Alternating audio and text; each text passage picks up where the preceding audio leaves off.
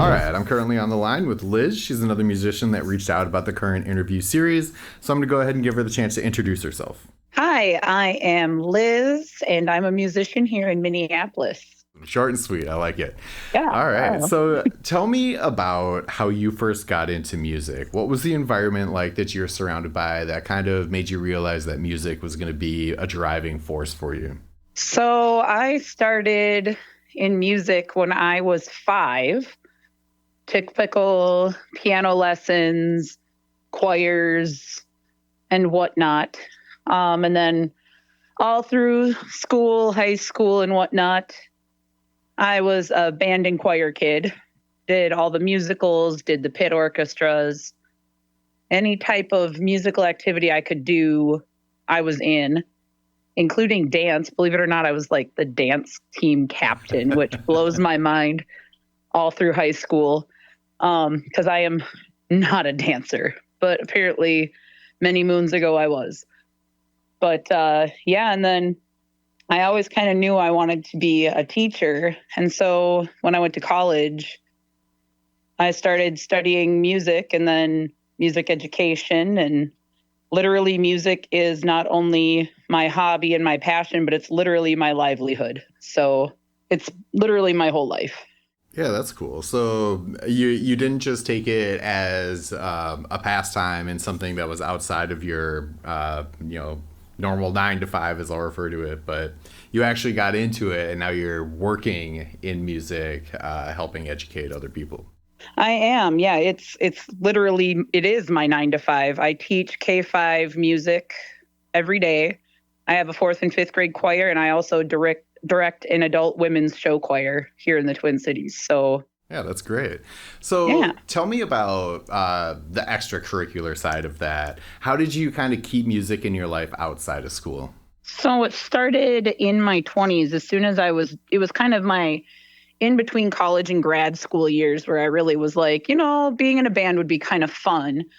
When I was in school, I was so immersed in, like the choir stuff and the band stuff. And when I say band, I mean like I played clarinet. Like that's what I mean by band. And then when I got out of high school or out of college, the guy that I was dating at the time, he decided he wanted to start doing vocals in a band. And I was like, God, that sounds kind of fun. But at that time, the only tool I had in my pocket was all of the classical training that I had, which included primarily operatic vocals. And I did not necessarily want to do that. And so I didn't really do a whole lot with vocals, but I was like, you know what? I do know how to play piano. So I threw something up on that band mix thing. Are you familiar with that platform? Yeah, so I just threw something out there, and within a week or two, I was in a band playing keys and doing some backing vocals, and that ended up being Portraits of War, which was my first band, which was mildly successful, at least in the Twin Cities, until we broke up back in 2019. So, and then from there, it just kind of kept going. As a quick tangent, you mentioned you're classically trained. Yes. Tell me what that means to you. How do you define classically trained as a musician? Classically trained in that vernacular to me means Western, like trained in the Western classical realm. So basically the traditions of, the dead white guys, Beethoven, Mozart, Vivaldi, all those dead white guys. It's kind of that Western tradition of learning music and whatnot. It's learning Western notation, bel canto singing style, which is often referred to as like the more operatic style, with the vibrato in the voice, the woo-woos and whatnot. There's many different ways to be trained. Like jazz training is completely different, but usually classical training means that more like classical style, like classical music. Okay. Tell me about the difficulties of taking that, and you were kind of getting to this question anyway, but taking that classical training and translating that into more of like the contemporary like band setting. Yeah. So actually, when I was in Portraits of War, I was also doing grad school where I had to keep doing sort of the bel canto style singing. And I got into a summer institute called the Wesley Bulk Opera Institute. I actually got a scholarship to go. So I was like, sweet, I'll go do this summer institute. And I started to branch out into different types of singing, which no one had given me the opportunity to learn. And I got into more of the like Broadway jazz style of singing. And it felt so normal and natural in my voice. And I mean, I can still do the opera style vocals, but I have sort of put all of that training way on the back burner. And I kind of, for lack of a better term, sort of unlearned a lot of those techniques to kind of develop the style that I have now. So it's still a tool in the tool belt. It's just not my primary focus anymore. Yeah, so that opens up a kind of the transitionary period that I want to focus on next is how many bands did you go through? You already mentioned one, Portraits of War, and now you are the new vocalist for Plague of Stars. Yep. How many bands were between those two bands? So I tried out and kind of dabbled with a few, none really went anywhere. And then a friend of mine, Lee and I, Lee Underwood, she's an awesome drummer in the scene here, started a group called Portentum during COVID years, like right after Portraits broke up. And we released like a little 3-song EP and did a music video and whatnot. And then there was some member drama, as there always is. And we ended up with a new lineup and rebranded as Ugia, and invited a couple of other friends to join us. And then right around when that was starting to take off is when Plague got a hold of me, because at the same time that I was doing Ugia, I also got a gig singing for a Nightwish tribute band called Imaginarum. And that's actually where Plague of Stars found me, was at one of our shows, because we played a show with Cobb, the Korn tribute band locally here. And the guitar player and the bass player in Cobb were in Portraits of War with me. So we played a gig with them because me and the drummer in Imaginarum, we were also in Portraits. So it was like a little mini Portraits reunion, but with different bands.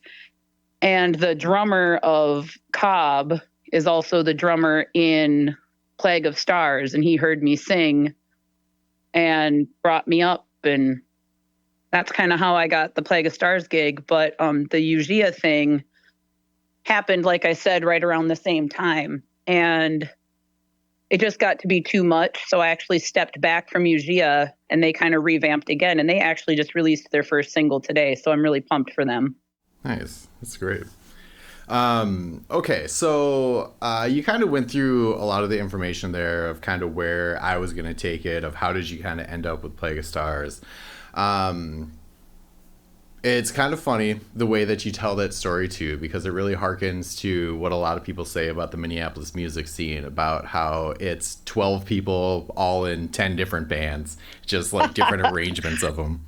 100%. It's so incestuous. And we often joke that one of these summers we're going to do Plague Fest, and all of our other bands are just going to play it. And it's going to be there's going to be like 12 bands just from the 5 of us. Cause I think Lonick, the drummer, I think he's in literally 7 bands. So I'm not kidding. So like, if anything happens to him, the scene will probably die. That would be unfortunate, but I'm totally joking, but yes.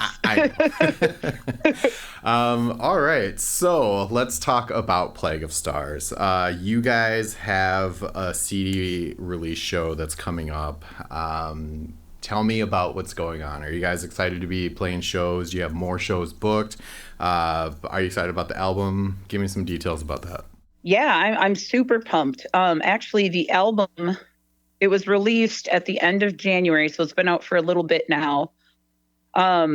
We've actually been sitting on it for almost a year.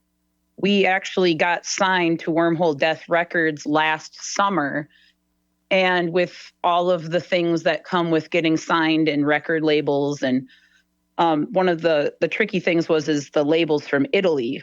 So not only was there a dramatic time zone change in communication, but also a language barrier sometimes. And so the timeline from the label pushed and pushed and pushed us until it was January of 2025 when we were hoping for fall of 24. So the album's been done for some time. So it's nice to actually do something with it. It's been really exciting because the label has really delivered, and we've been getting tons of interviews and tons of exposure. And we've also been getting a lot of really positive reviews of the album. And our social media, I guess, what would you call it? Like our likes and our followers. So they've gone up quite a bit, and like our Spotify numbers are bananas. So yeah, it's been really good. I'm very excited. And yeah, I'm very excited for this show next weekend, because not only do we finally get to play all of the songs in their entirety, but we finally get to like sell the thing and sell our new merch line, and finally get to like do some stuff with this album we've been sitting on for a year. Yeah, that's awesome. It's very exciting when people in our local music scene kind of start to see that success come in for them. I think we should all root for each other. I mean, that's the fundamental premise behind this whole project. But it's great to see a band in our scene get the recognition they deserve. Yeah, hell yeah. And I completely agree that we all need to root each other on and go to the shows and whatnot. And it's so important. Awesome. Well, I will definitely make sure to help promote that as well. But for you personally, tell me a couple of your favorite memories that you have of the time that you spent in music that help keep you motivated to, keep teaching, keep going into school, and, teaching kids about music and playing shows and writing music. Oh man, that's a loaded question, dude. Well, I mean, with my job, like just the pure fact that I make a pretty decent wage, making music and playing instruments with kids is really rad. So that's pretty motivating. And I work in a really progressive school district, and all of my bosses are badass women. And I'm very fortunate to literally love what I do for a living. So that's a really big motivating factor to, want to get up and go in the morning. And of course, there's days where I would rather stay in my jammies, but I never wake up and I'm like, I hate my job. So I feel very fortunate. As far as with like performing, oh man, that is a high that you can't bottle. There's nothing better than when you get on stage, especially when you have, a decent crowd in front of you. Like we've all played shows to the one dude and the bartender before. And I mean, they can make you feel a way, or you can take it for what it is and just have, a rehearsal essentially. But when you get out on stage and you got a really awesome crowd in front of you or whatnot, that high at the end of a show, you can't match that. And two specific memories come to mind. Once when I was playing with Portraits, we got to open for After the Burial at the Amsterdam. And it was the first sold out show I ever played in there. And it was just packed from the front to the back. And we had no idea because we were all backstage getting ready and whatnot. And we go out front, we're like, whoa, okay. And like the crowd just loved us, and it was so much fun. And the bass player ended up jumping in the mosh pit and playing the bass from the middle of the mosh pit. And it was just a riot. And then the other memory, believe it or not, is in the same space at the Amsterdam. And this one was with Plague. This was just in September. We played with Unleash the Archers, and again, had no idea that it was sold out until we got on stage. And then again, it was packed with 800 people or whatever capacity is in that joint. And it was just like, whoa. And they were just like the happiest, most jovial, supportive crowd ever. And it's just, it's a very expensive hobby that we do. But when you get that kind of amazing high every time, it's hard to stop. Absolutely. I can definitely relate to that. It is a very expensive hobby, and it kind of feels like sometimes you're just hauling this super expensive equipment for like little reward, but then you have those moments and it all makes it worthwhile.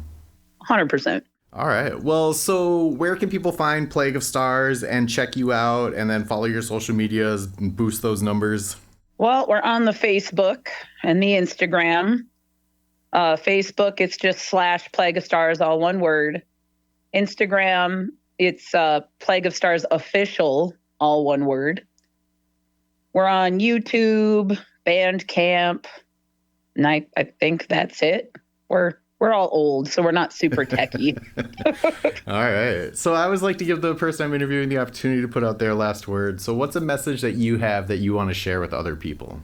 I mean, today's world is really shitty and it's hard. So the best you can do is just focus on what you can do to be kind and how can you positively affect your immediate community right around you. And hopefully that'll make waves and create peaceful and better change.